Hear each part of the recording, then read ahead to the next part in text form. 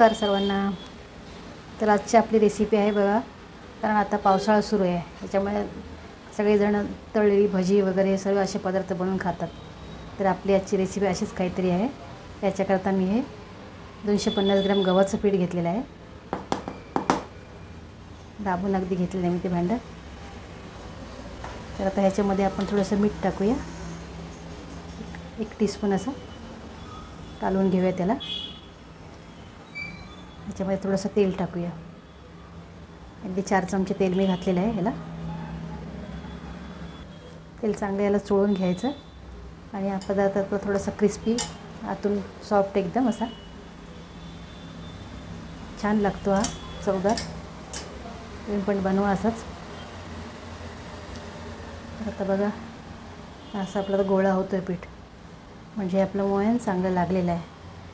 तर आता थोडं थोडं पाणी घेऊन आपण हे पीठ मळून घेऊया। हे पीठ तुम्हाला सर्व मळून दाखवते। तर बघा इथे आपलं पीठ मळून झालेलं आहे, त्याला थोडासा तेलाचा हात लावून ठेवूया। याला आता झाकून ठेवायचं मुरेला, नंतर मग याला पुन्हा आपण मळून घ्यायचं। हे झाकून ठेवते मी। तर इथे मी 4 बटाटे उकडून सोललेत आणि त्यांना किसून मी घेतलेले आहे, मीडियम साईजचे 4 बटाटे। तर ह्याच्यामध्ये आपल्याला आता काय घालायचं बघा, हे मीठ घेतले मी 1 टीस्पून आहे, चाट मसाला मी जरा जास्त घेतला आहे 1 टेबलस्पून, लाल तिखट जरासं,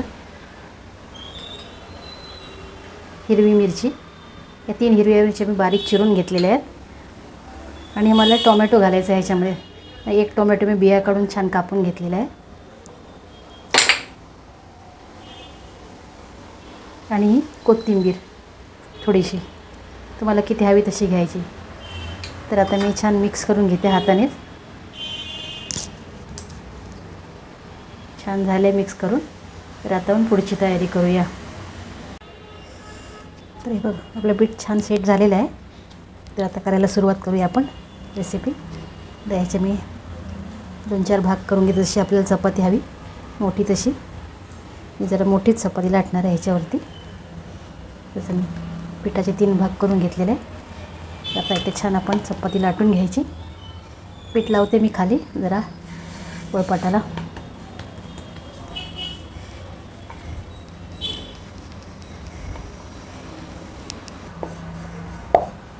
तर बघा चपातीसारखीच मी लाटून घेतली पातळ ही।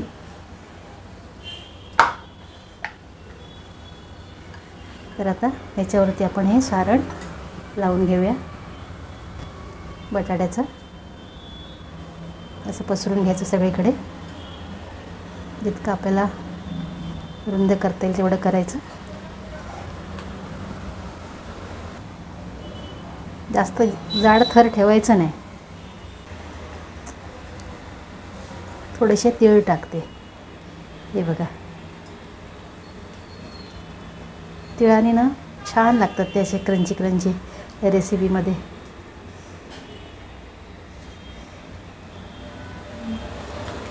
आता मी काय करते, याच्यावर अजून थोडंसं मी एक गव्हाचं पीठ आहे ना वरून असं भुरभुरते, म्हणजे कसं त्याला जर असं पाणी वगैरे सुटलं रोल करताना, बिघडलं तर हे छान रोल होईल म्हणून।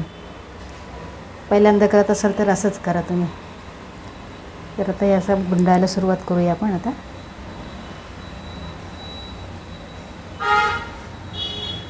असं घट्ट घट्ट असं रोल करत घ्यायचा याचा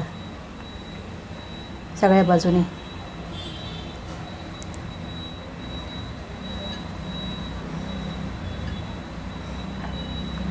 याच्यामध्ये कुठे हवा राहू द्यायची नाही।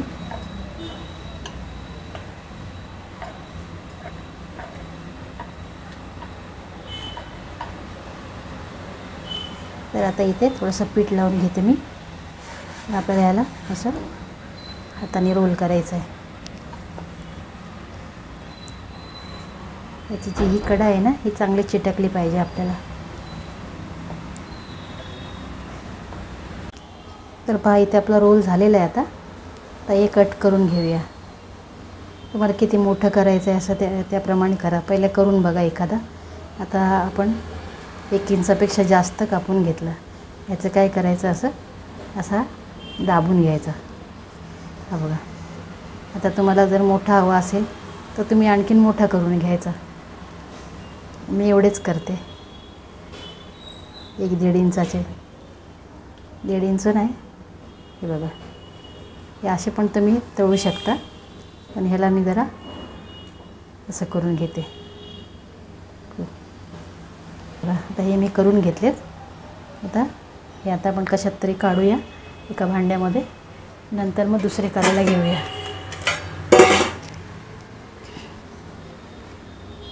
काढून घेते ह्याच्यामध्ये. आता हे आपल्याला काही फ्राय करायचे आहेत, तर काही शॅलो फ्राय करायचे आहेत.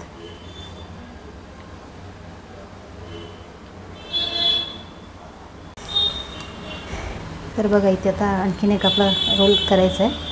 हा बटाटा मी पसरून घेते याच्यावरती.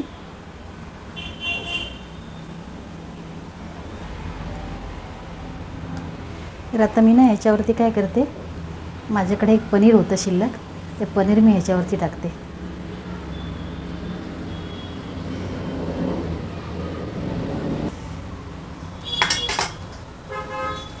तर याच्यावरती पुन्हा थोडेसे आपण तेल टाकूया. थोडंसं सुकं पीठ भुरभुरवूया.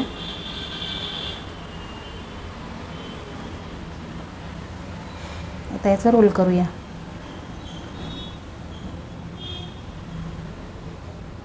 सुरुवात करताना असं जवळजवळ रोल करून घ्यायचा, म्हणजे आतमध्ये ते पोकळ राहत नाही. आता आहे ना मध्यभागी घ्यायचं आपल्याला. इथे थोडंसं पीठ लावायचं आपलं, असं पूर्ण असं घट्ट करत करत न्यायचं.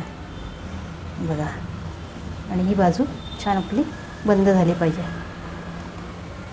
आता आपण आपल्या हाताने याचा छान असा साधारण हलक्या हाताने असा दाबून दाबून रोल करून घ्यायचा. याकडं शक्यतो बंद करता येईल तर बंद करा, तेवढं आपलं वाया जाणार नाही. याला असं जरासं मी मधून कापते. हा बघा, पनीर दिसतं की नाही ह्याच्यामध्ये. तर आता बघा, पण ह्याचे पण तसेच करूया, गोल गोल काप.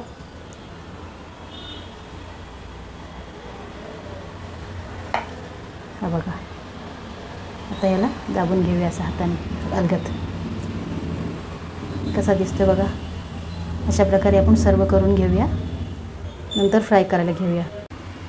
तर इथे बघा, मी नॉनस्टिक तवा ठेवलेला आहे. तर आता आपल्याला काही शॅलो फ्राय करायचे आहेत आणि काही फ्राय करायचे आहेत. तवा तापला आहे चांगला. त्याला थोडंसं मी मध्यम करून घेते. मध्यम म्हणजे अगदी स्लो केलं आहे सध्या मी.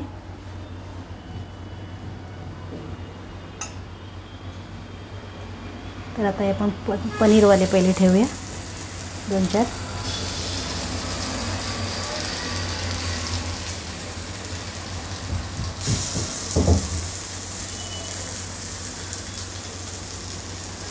वरून पण थोडंसं असं तेल लावूया. उलटी करायचं ना आपल्याला, थोडं थोडं.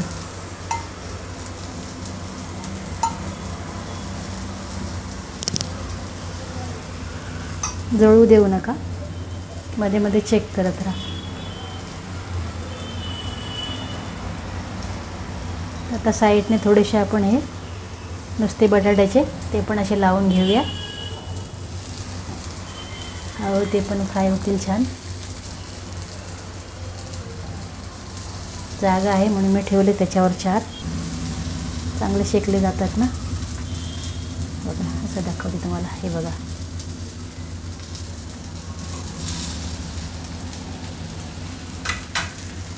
चांगले फ्राय करून घेऊया. याच्यावरती मी थोडेसे तेल पण घालून घेते, जरा छान वाटतात. थोडे थोडे असे दाबून घेऊया जरा. ते मधून मधून आलटीपलटी करत राहायचं. आणि याला जरा वेळ लागणार, कारण आपले शॅलो फ्राय आहेत ना, त्याच्यामुळे थोडासा वेळ लागेल, पण होणार छान ते.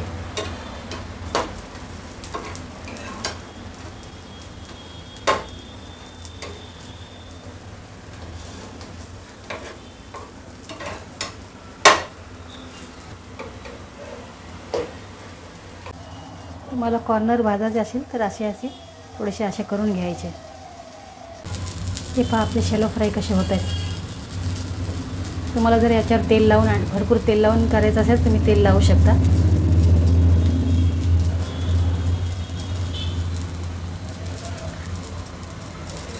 असे केलेत मी त्याचे कॉर्नर भाजण्यासाठी.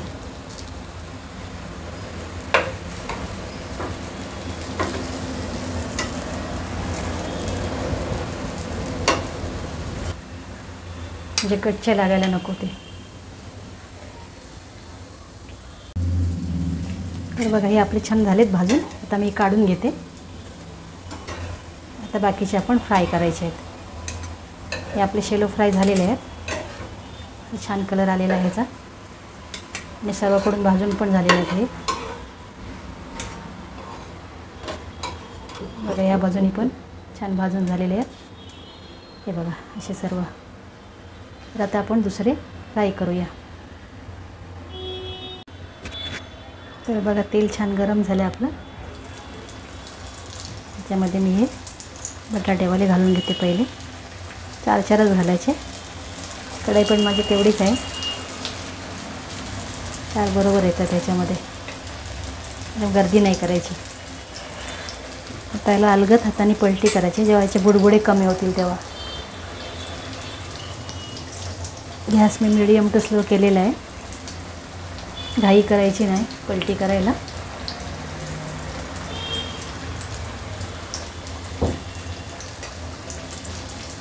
आता थोडंसं असं बघा अजून चिटकलं आहे काय वगैरे. तर पायांचा आपला छान कलर आलेला आहे.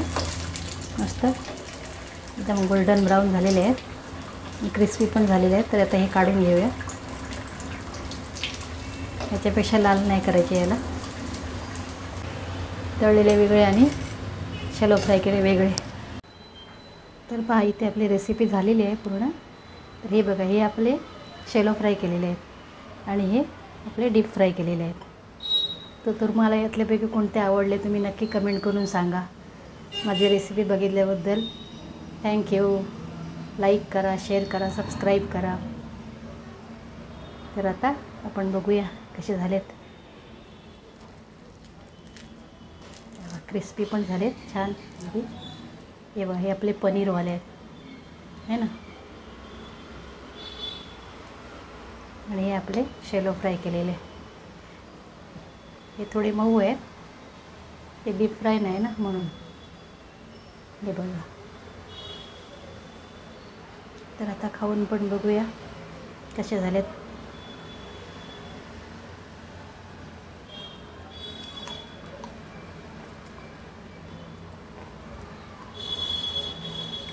वा खूपच छान. तुम्ही पण करून बघा आणि एन्जॉय करा. थँक्यू.